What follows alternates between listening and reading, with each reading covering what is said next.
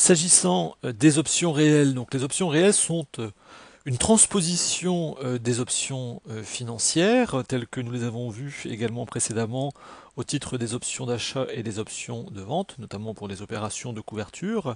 Donc c'est une transposition de ces options à la sphère réelle, c'est-à-dire qu'on vient appliquer les éléments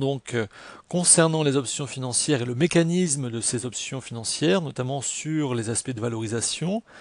à la sphère réelle, c'est-à-dire aux projets d'investissement, notamment les investissements productifs, en considérant que les opportunités dans le monde des affaires, et notamment s'agissant des projets d'investissement, sont assimilables à des options.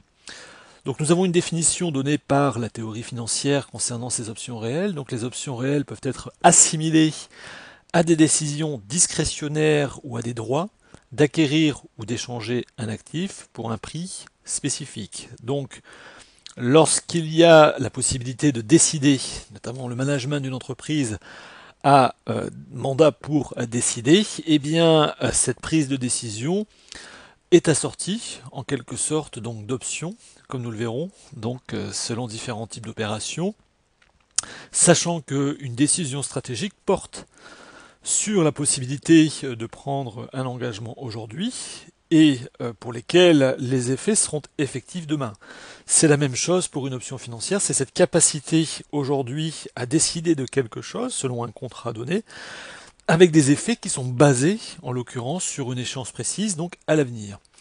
Les principales options réelles sont les suivantes, donc l'option de croissance, l'option d'abandon, l'option de flexibilité et l'option de report. Donc je vais venir